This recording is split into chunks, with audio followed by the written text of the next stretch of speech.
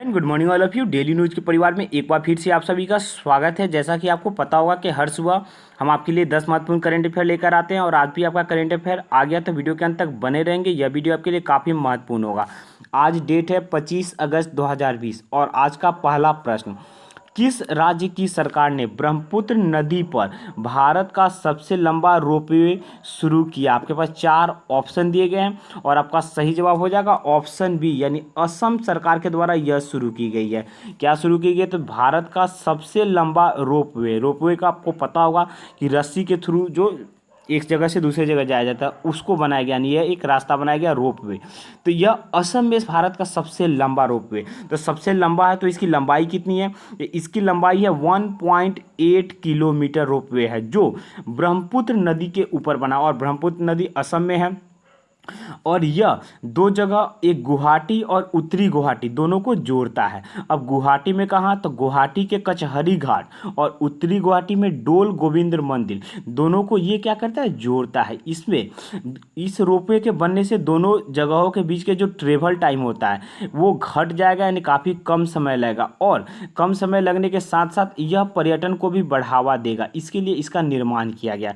अब असम सरकार ने इसकी निर्माण की है, तो असम की राजधानी है दिसपुर और असम के सीएम यानी मुख्यमंत्री सर्बानंद सोनोवाल हैं और असम के गवर्नर जगदीश मुखी हैं। और ये ब्रह्मपुत्र नदी पर हुए। तो थोड़ा ब्रह्मपुत्र नदी के बारे में जानते हैं। ब्रह्मपुत्र नदी का उद्गम हिमालय के उत्तर में तिब्बत के मानसरोवर झील से होता है, यानी यह भारत में उत्पन्न नहीं, यह उत्पन्न होता है तिब्बत से। तिब्बत अभी चाइना के कंट्रोल में है, तो बहुत जगह इसे चाइना भी लिखा जाता है।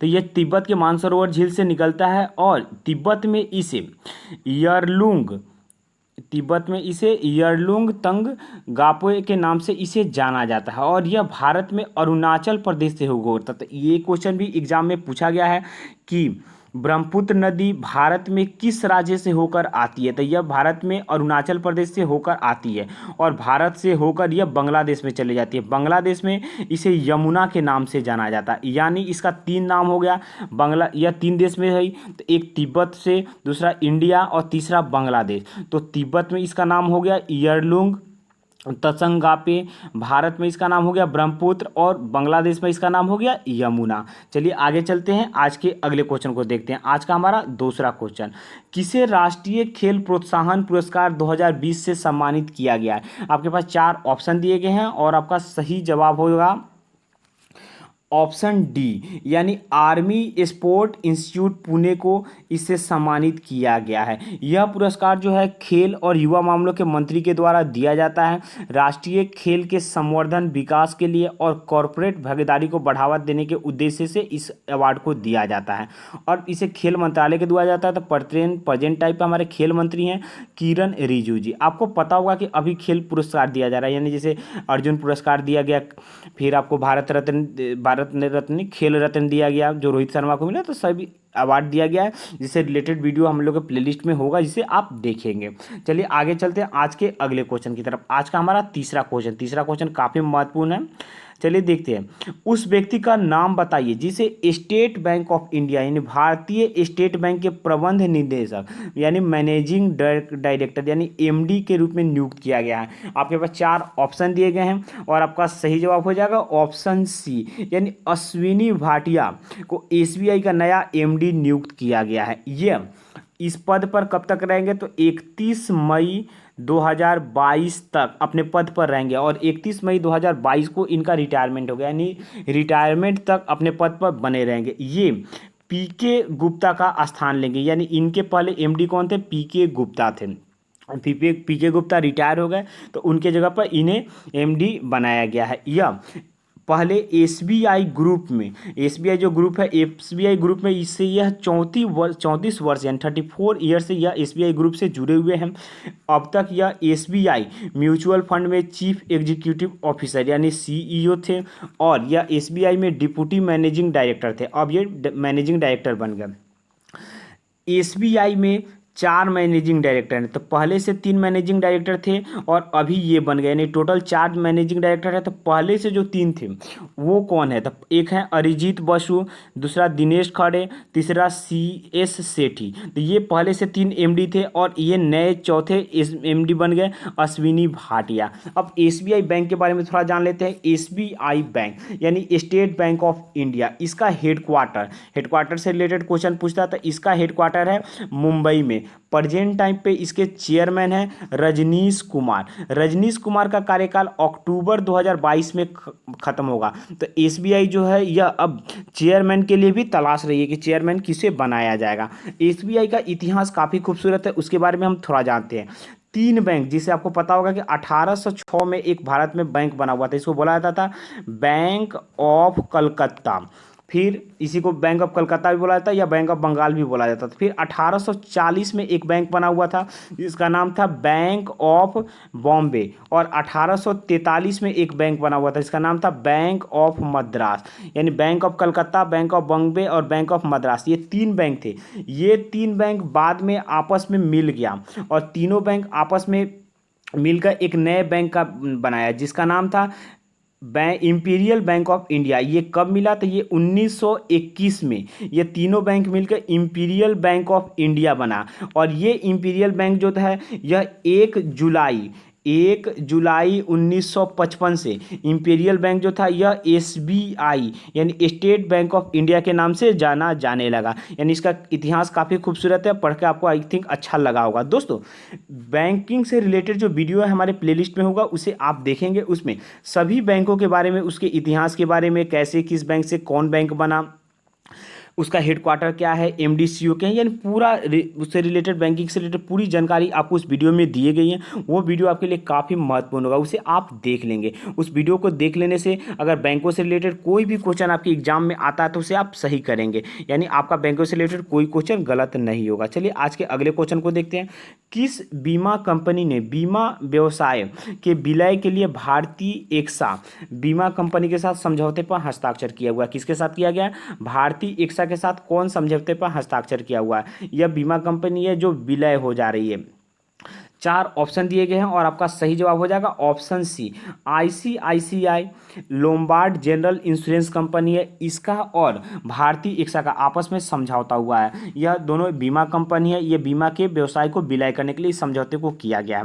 दोनों ने अपने कारोबार को विलय करने की घोषणा कर दी है। विलय के बाद यह दोनों की जो यूनिट बन गई है, जो मिलेगी, इसकी वार्षिक प्रीमियम यानी एनुअल प्रीमियम 16,447 करोड़ इसका एनुअल प्रीमियम होगा। और इसकी बाजार में हिस्सेदारी कितनी हो जाएगी? तो 8.7% इसकी बाजार में हिस्सेदारी हो जाएगी। यह दोनों मिल जाने के बाद यह तीसरी सबसे बड़ी गैर जीवन यानी नॉन लाइफ इंश्योरेंस जो होगा कंपनी, ये बन जाएगी। और तीसरी बनेगी तो प्रथम 2 क्या है? तो प्रथम है न्यू इंडिया इंश्योरेंस और दूसरा है यूनाइटेड इंडिया इंश्योरेंस। इसके बाद यह तीसरी बन जाएगी। अब भारतीय एक्सा जनरल इंश्योरेंस के बारे में थोड़ा जानते हैं। भारतीय एक्सा जनरल इंश्योरेंस, इसका हेडक्वार्टर, इसका मुख्यालय है मुंबई में। और प्रेजेंट टाइम पे इसके MD और CEO संजीव श्रीनिवासन है भारतीय एक्सा के। और अगला चलते हैं, एक और कंपनी था इसमें ICICI लोम्बार्ड। तो ICICI लोम्बार्ड, इसका भी हेडक्वार्टर कहाँ पे? मुंबई में है। और इसके MD और CEO कौन है? तो भार्गव दास गुप्ता। ये इन दोनों से रिलेटेड कुछ जानकारी थी। आगे चलेंगे आज के अगले क्वेश्चन की तरफ। किस देश की राज्य तेल कंपनी ने अपने $10 बिलियन को चीन की तेल रिफाइनरी परियोजना से निलंबित कर दिया, यानी कैंसिल कर दिया? चीन में ये अपने पैसे लगाने वाले थे, उसको ये कैंसिल कर दिया हुआ। किस देश ने कैंसिल किया हुआ है? तो 4 ऑप्शन दिए गए हैं और आपका सही जवाब हो जाएगा ऑप्शन बी, यानी सऊदी अरबिया ने इसे कैंसिल किया हुआ है। तेल का सबसे बड़ा कंपनी है सऊदी अरबिया का, और इसे कैंसिल कौन किया हुआ है? तो सऊदी अरब की एक सरकारी तेल कंपनी है सऊदी अरामको। और चीन में रिफाइनिंग और पेट्रोकेमिकल्स कॉम्प्लेक्स निर्माण के लिए यह $10 अरब यानी $10 बिलियन सौदे को इसने क्या कर दिया है, रद्द कर दिया हुआ। तेल की इसको रद्द करने का कारण बताया जा रहा है कि तेल की कीमत में भारी गिरावट आई है और ऊर्जा के खपत में कोरोना के प्रकोप के कारण कंपनी की जो प्रोजेक्ट है उसकी सारी जो पहले से ये लोग कैलकुलेशन किए हुए थे सारी कैलकुलेशन खराब हो गई है। तेल की कीमत लगातार तेल की कीमत घट रही है और तेल कंपनी पर कर्ज बढ़ते जा रहा है। इसके लिए जो तेल कंपनी है वो खर्च करना नहीं चाहती, इसी कारण ये प्रोजेक्ट को कैंसिल किया गया।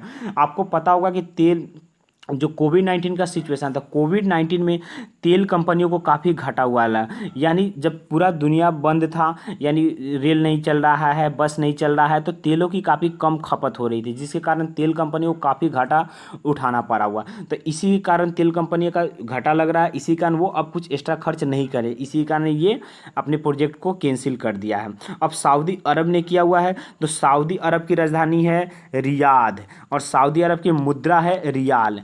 मुद्रा है रियाल यानी ल और मुद्रा है रिया यानी राजधानी है रियाद और यहाँ के क्राउन प्रिंस है मोहम्मद बिन सलमान। और इस चीन के साथ क्या हुआ है कि चीन के साथ ये रद्द किया गया है। तो चीन की राजधानी है बीजिंग। चीन की मुद्रा है रेनमिनबी और यहाँ के प्रेसिडेंट है शी जिनपिंग। आगे चलेंगे अपने अगले क्वेश्चन की तरफ। हमारा छठा क्वेश्चन, विश्व स्नूकर चैंपियनशिप 2020 किस खिलाड़ी ने जीती हुई? आपके पास 4 ऑप्शन दिए गए हैं और आपका सही जवाब हो जाएगा ऑप्शन ए, यानी रॉनी ओ सोलिवन इसको जीते हुए हैं।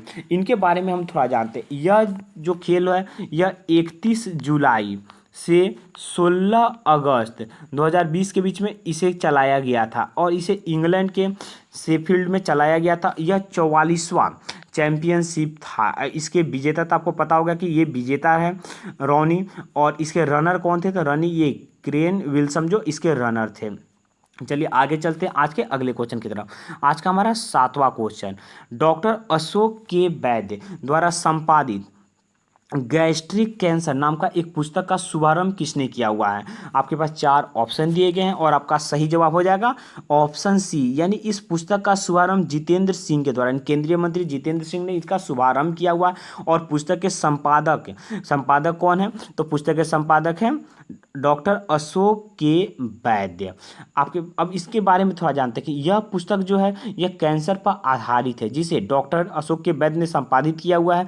इन्होंने इसमें ऑन्कोलॉजी पर आयोजित 3 दिवसीय जो वर्चुअल सम्मेलन हुआ उसी के दौरान एक विशेष सत्र के दौरान इसे लॉन्च किया गया।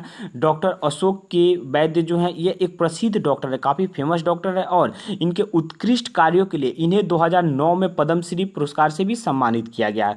अब चलेंगे आज के अगले क्वेश्चन की तरफ। आज का हमारा 8वां क्वेश्चन काफ़ी महत्वपूर्ण क्वेश्चन होगा। महात्मा गांधी के प्रतिष्ठित गोल आकार के चश्मे, यानी गोलाकार एक चश्मा था महात्मा गांधी का, आपको कुछ दिन पहले उसका न्यूज मिला होगा। इस चश्मे का ब्रिटेन में नीलामी हुई है और इसे कितना रुपया का नीलामी हुआ है? आपके पास 4 ऑप्शन दिए गए हैं और आपका सही जवाब हो जाएगा ऑप्शन ए, यह 2.55 करोड़ यानी 2 करोड़ 55 यानी 55 लाख में इस चश्मे की नीलामी हुई है। एक्चुअल जो नीलामी कंपनी जो कर रहा था उसको अंदाज़ा नहीं था कि यह चश्मे की नीलामी इतनी महंगी हो जाएगी, यानी 2 करोड़ 55 लाख की जो इस चश्मे के बारे में। यह चश्मा जो है इस चश्मे पर सोने की परत चढ़ी हुई थी और यह चश्मा गांधी जी थे और गांधी जी ने इसे किसी को तोहफे के रूप में दिया हुआ था। गांधी जी जब दक्षिण अफ्रीका थे तो उन्होंने इसे तोहफे के रूप में दिया हुआ था। जिस व्यक्ति को दिया था उसका संबंधी, उसका रिलेटिव इस चश्मे की नीलामी किए हुए और नीलामी में 2 करोड़ 55 लाख तक इसकी नीलामी चली गई है। इसकी नीलामी ऑनलाइन की गई थी, ऑनलाइन इसकी बोली लगाई गई थी। चलिए आगे चलते हैं आज के अगले क्वेश्चन की तरफ। आज का हमारा 9वां क्वेश्चन होगा। अगस्त 2020 में राष्ट्रीय कैबिनेट ने, हम लोग का जो कैबिनेट है इसने एएआई का मतलब होता है एयरपोर्ट अथॉरिटी ऑफ इंडिया ने कितने एयरपोर्ट को निजी सार्वजनिक भागीदारी के तहत अडानी इंटरप्राइजेज को लीज पर दी गई? आपके पास 4 ऑप्शन दिए गए हैं और आपका सही जवाब हो जाएगा ऑप्शन सी, यानी 3 एयरपोर्ट को लीज पर दिया गया है। किसको? अडानी इंटरप्राइजेज को। और यह 3 एयरपोर्ट है कौन? तो यह 3, पहला एयरपोर्ट है जयपुर, फिर दूसरा क्या है गुवाहाटी और तीसरा क्या है तिरुवनंतपुरम। ये तीनों को लीज पर दिया गया है। किसे? ये किसकी थी? पहले एएआई यानी एयरपोर्ट अथॉरिटी ऑफ इंडिया। इसकी स्थापना कब हुई थी? तो एयरपोर्ट अथॉरिटी ऑफ इंडिया की स्थापना हुई थी 1 अप्रैल 1995 को इसकी स्थापना हुई थी। प्रेजेंट टाइम पर इसका हेडक्वार्टर जो है नई दिल्ली इसका हेडक्वार्टर है और एआई के चेयरमैन हैं अरविंद सिंह। अब अडानी इंटरप्राइजेज ने की, तो थोड़ा अडानी इंटरप्राइजेज के बारे में जानते हैं। अडानी इंटरप्राइजेज की स्थापना 20 जुलाई 1988 में इसकी स्थापना हुई थी। और इसके संस्थापक कौन है? तो इसके संस्थापक है गौतम अडानी, और गौतम अडानी जो है अभी चेयरमैन भी हैं। और इसका हेडक्वार्टर है अहमदाबाद में, और इसके सीईओ हैं करण अडानी। चलिए आगे चलेंगे आज के अगले क्वेश्चन की तरफ। आज का हमारा 10वां क्वेश्चन है, किस राज्य ने श्रमिक निर्माण पंजीकरण की शुरू की है? आपके पास 4 ऑप्शन दिए गए हैं और आपका सही जवाब हो जाएगा ऑप्शन बी, यानी दिल्ली सरकार, यानी आप सरकार ने इसे शुरू किया गया है। किसके लिए शुरू किया गया? तो निर्माण श्रमिक। निर्माण श्रमिक मतलब घरों का जो निर्माण होता है या निर्माण कार्य में जो श्रमिक कार्य करते थे, निर्माण श्रमिकों के पंजीकरण कराने के लिए दिल्ली सरकार यानी आप सरकार ने यह 15 दिवसीय 15 दिन का एक अभियान चलाने का निर्णय लिया गया है। जो श्रमिक दिल्ली भवन या अन्य निर्माण श्रमिक बोर्ड के तहत अपना पंजीकरण कराने से वंचित रह गए, जिन्होंने अपना पंजीकरण नहीं करा पाए, वे 24 अगस्त से 11 सितंबर, ये जो 15 दिन दिवसीय जो कार्यक्रम है, इसके बीच में वो अपना पंजीकरण करा सकते हैं। इसके लिए मतलब ये पंजीकरण कौन करा सकता है? तो 18 से 60 वर्ष आयु वाले जो हैं वही इसके लिए पंजीकरण करा सकते हैं। अब दिल्ली सरकार ने की, तो दिल्ली के सीएम है अरविंद केजरीवाल, दिल्ली के एलजी यानी लेफ्टिनेंट गवर्नर है अनिल बैजल, और दिल्ली के डिप्टी सीएम है मनीष सिसोदिया। दिल्ली 1911 में भारत की राजधानी बनी थी, उससे पहले भारत की राजधानी कोलकाता हुआ करती थी। दोस्तों आज का वीडियो यहीं पर खत्म हो गया। वीडियो अगर आपको अच्छा लगा होगा, अगर आपको हमारा प्रयास अच्छा लगा होगा, तो वीडियो को लाइक करेंगे। आपका लाइक हमें मोटिवेट करता है और अच्छे अच्छे वीडियो लाने के लिए। अगर आपका कोई सुझाव होगा तो कमेंट बॉक्स में अपना सुझाव निश्चित रूप से देंगे। आप अपना सुझाव हमें फेसबुक और इंस्टाग्राम, जो डेली न्यूज़ के नाम से ही जाना चलता है, उस पर भी आप अपना सुझाव दे सकते हैं। वीडियो के पीडीएफ लेने के लिए, पीडीएफ में हम लोग आंसर भी डालते हैं, तो वीडियो के पीडीएफ लेने के लिए आप हमारे टेलीग्राम ग्रुप से जुड़ जाएंगे। टेलीग्राम ग्रुप का लिंक वीडियो के डिस्क्रिप्शन में दिया हुआ है। चैनल को सब्सक्राइब ना किए होंगे तो चैनल को निश्चित रूप से सब्सक्राइब करेंगे। यह चैनल आपके लिए काफ़ी हेल्पफुल होगा। दोस्तों वीडियो को पूरा देखने के लिए, अंत तक बने रहने के लिए आपका धन्यवाद। आपका दिन शुभ हो।